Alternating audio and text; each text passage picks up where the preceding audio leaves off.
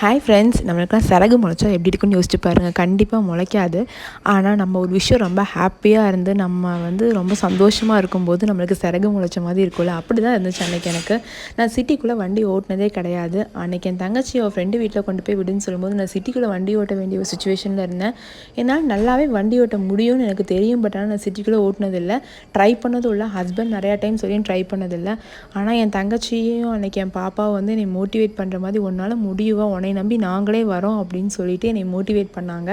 ஓகேன்னு சொல்லிட்டு நானும் வண்டி எடுத்துகிட்டு கிளம்பிட்டேன். நிஜமாலுமே எனக்கு ரொம்ப இண்டிபெண்ட்டாக என்னால் முடியும் அப்படின்னு எனக்குள்ளே ஒரு கான்ஃபிடென்ட் நான் செம்மையாக ட்ரைவ் பண்ணிவிட்டு கொண்டு போய் அவளை தங்கச்சி ஃப்ரெண்டு வீட்டில் விட்டுட்டு வந்தேன். என் பாப்பா ரொம்பவே ஹாப்பியாக ஃபீல் பண்ணால் நம்மளால் முடியும் அப்படிங்கிறது என் பாப்பாவுக்கும் தெரிஞ்சிருச்சு. நம்ம அம்மாக்கள் ஒரு சில விஷயத்தில் நம்ம இந்த மாதிரி போல்டாக இருந்தோம்னா தான் நம்ம பிள்ளைங்களும் போல்டாக இருப்போம் அப்படிங்கிறது இது மூலியமாக தெரிஞ்சிச்சு. நம்ம நம்மளுக்குள்ளேயே எதுவுமே நம்ம பண்ண முடியாதுன்னு நினச்சிட்டே இருந்தோம்னா நம்மளால் எதுவுமே பண்ணவே முடியாது. என் ஹஸ்பண்ட் என்கிட்ட நிறையா டைம் சொல்லிட்டே இருந்திருக்காரு, நீ அப்படி இரு, உன்னால் முடியும்னு செய்ய முடியும்னு இத்தனை நாள் நீ அப்படி தான் இருந்த அப்படின்னு. பட் ஆனால் அதை நான் செஞ்சதே இல்லை. ஏன்னா அவர் கூட இருக்காரு அப்படிங்கிறனால அதை நான் பண்ணதே இல்லை. பட் என் தங்கச்சி நீ பண்ணுன்னு சொல்லும்போது என்னால் அதுக்கு மறுப்பு தெரிவிக்கவே முடியல. ஓகே, நான் பண்ணி தான் ஆகணும் அப்படிங்கிற மாதிரி சுச்சுவேஷனில் இருந்தேன். ஆனால் அதே போல் எனக்கு நடந்துருச்சு. என் பாப்பாவும் ஹாப்பி, அவரும் ஹாப்பி, நானும் ஹாப்பி, என் ஃபேமிலியே ஹாப்பி.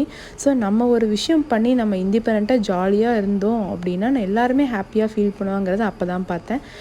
என் தங்கச்சிக்கு வண்டி ஓட்ட சொல்லி கொடுத்தேன். அவளும் வண்டி ஓட்டி பழகிட்டா. அவளும் செம்மையாக வண்டி ஓட்டினா. ஒரு 1 ஹவரில் நல்லாவே வண்டி ஓட்டி பழகிட்டா. உங்களுக்கும் இந்த மாதிரி சின்ன சின்ன விஷயம் நடந்திருக்கா உங்கள் லைஃப்லன்னு சொல்லுங்கள். என்னை பொறுத்தளவு ஹார்ட் ஒன்று சொல்லும், மைண்ட் ஒன்று சொல்லும். இந்த ரெண்டுக்கும் இடைப்பட்ட கேப்பில் நம்ம ஒரு டெசிஷன் எடுத்து அந்த ரெண்டையும் ஸ்டாப் பண்ணி நம்ம போனோம்னா நம்மளால் கண்டிப்பாக சக்ஸஸ் ஆக முடியும். சைடில் கண்டிப்பாக மோட்டிவேஷனுக்கு ஆள் வேணும். மோட்டிவேஷனுக்கு ஆள் இல்லைன்னு நம்மளால் எதுவுமே செய்ய முடியாது. ஓகே ஃப்ரெண்ட்ஸ், இந்த மாதிரி தான் என்னோடய சிறகு முளைச்ச மாதிரி எனக்கு இருந்துச்சு. இது எப்படி சொல்கிறேன்னு தெரியல, ஹாப்பி ஃபீல் மூமெண்ட் இது.